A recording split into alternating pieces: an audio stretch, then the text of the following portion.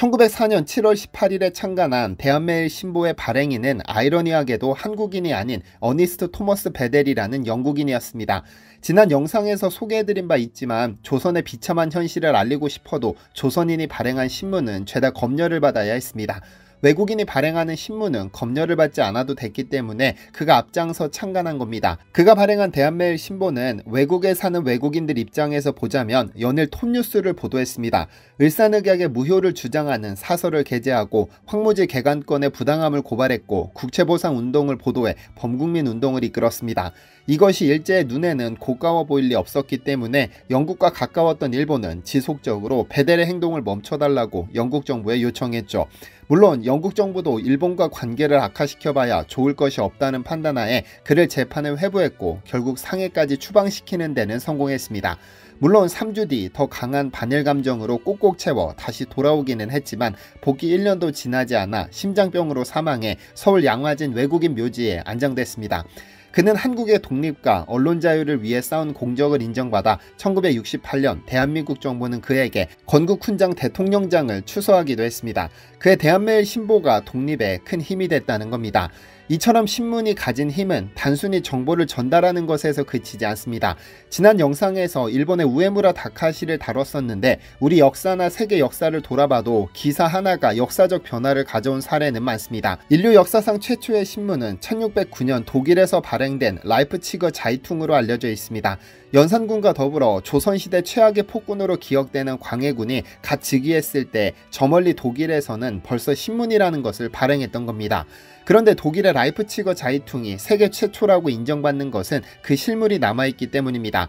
역사란 증거가 없으면 아무것도 증명할 수 없기 때문에 실물이 남아있는 것이 상당히 중요한데 원래 기록상으로 보자면 한국이 독일보다 최소 30년 이상 앞서서 일간지를 발간했습니다. 그런데 그간 기록으로만 존재할 뿐 실물이 발견되지 않았는데 얼마 전 실물이 드디어 등장했습니다. 경북 영천으로 떠나보겠습니다.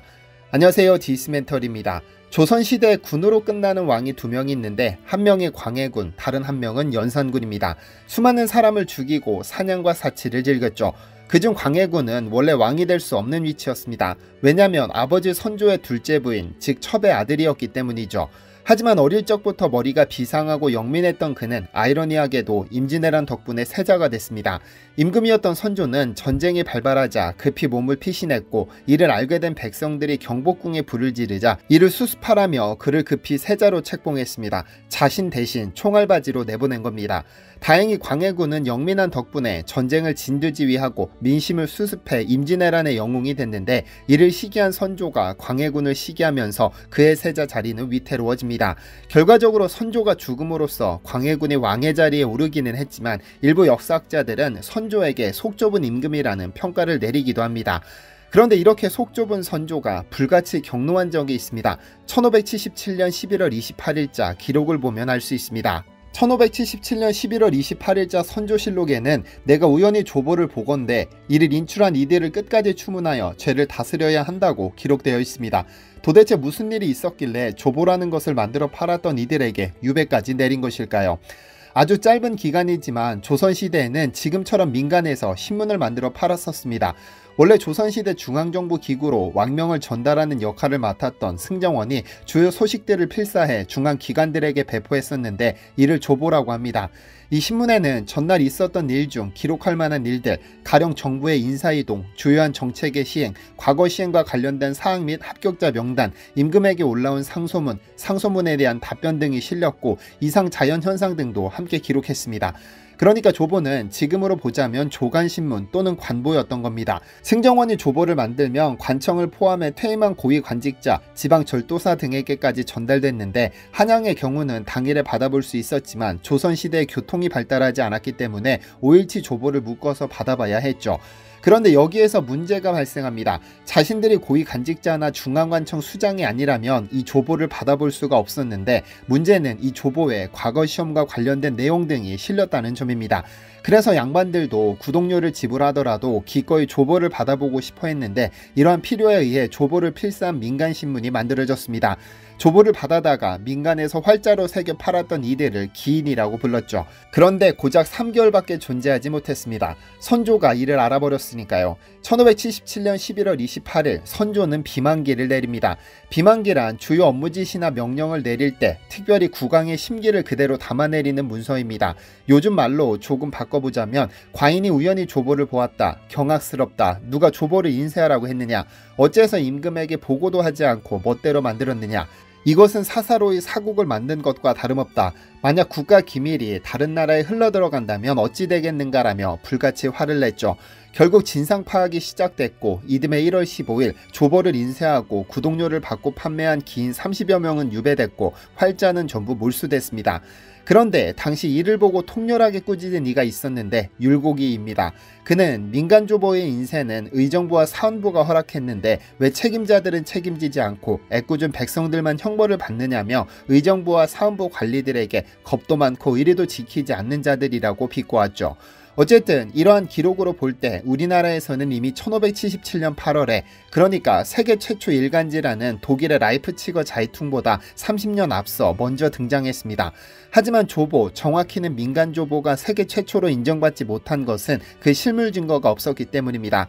조보를 필사한 필사조보는 여러 남았지만 민간에서 약 3개월간 발행된 민간 인쇄조보가 없었는데 이 실물이 드디어 등장했습니다. 경북 영천에서 말이죠. 지난 2017년 1월 경북 영천 용화사의 주지 지봉스님은 평소 고문서에 관심이 많아 이날도 고서적 경매 사이트를 살펴보고 있었습니다.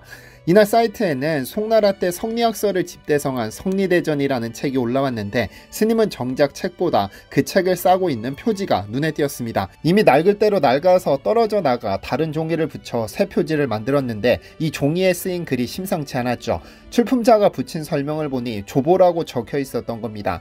이 성리대전은 4차례나 유찰된 끝에 지봉스님이 낙찰받았는데 그 4개월간 지봉스님은 조보를 연구했습니다. 그 책 표지로 사용한 조보에는 공의전이라는 글귀가 있었는데 공의전은 인종의 부인 인성왕후를 가리킵니다. 그리고 인종의 태실이 경북 영천에 있었기 때문에 이 또한 익숙했죠. 그리고 즉각 경남대 김영주 교수에게 조보를 보내 연구를 의뢰했는데 그 결과가 충격적입니다. 조보는 총 8장이었는데 그중 발행일자를 알 수 있는 문건은 총 5장으로 선조 10년 11월 6일, 15일, 19일, 23일, 24일입니다. 그런데 이 날짜를 보시면 아시겠지만 선조가 민간에서 조보를 인쇄했다며 불같이 화를 낸 11월 28일 직전입니다. 6일자에는 인성왕후의 안부를 묻는 내용과 경연이 열리지 않았다는 소식, 15일자에는 구제역으로 수 600마리가 전염병에 걸려 죽었다는 내용이 실려 있습니다. 23일자에는 날씨와 별자리를 기록한 내용이, 24일자에는 형조정랑 이정영 등 신하들의 인사이동 내용이 적혀 있었죠. 지봉스님은 조보 발행은 당시 조정에서는 매우 큰 사건이었다. 조보를 발행한 사람들은 하루아침에 사라졌고 조보를 입수한 사람들도 이를 폐기하거나 숨겨야 했다고 설명하듯 당시 선조의 분노가 얼마나 강했는지 알 수 있습니다. 이 문서가 발견되면서 1577년 조선에서 구독료를 내고 보는 세계 최초의 신문이 등장했다고는 하지만 기록을 더 살펴보면 더 오래된 조보의 흔적을 찾을 수 있습니다. 1508년 3월 14일 중종실록에 조보가 처음 등장하지만 1515년 중종이 조보는 예로부터 있는 것이다 라고 언급한 것으로 미뤄볼 때 조보의 기원은 훨씬 이전으로 추정할 수 있습니다. 조보의 다른 말은 기별인데 간에 기별도 가지 않는다라는 속담이 아직까지 남아있기도 합니다.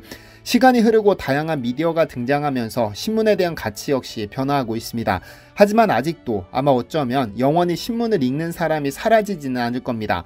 과거 고위관직이 아닌 일반 백성들이 국가의 대소사를 알고 싶어 했던 것은 단순히 흥미로운 정보를 즐기고자 한 것만은 아니었을 것입니다. 한 나라의 백성으로 국가가 어디로 가는지 알고 싶고 또 참여하고 싶었던 것인지도 모르겠습니다.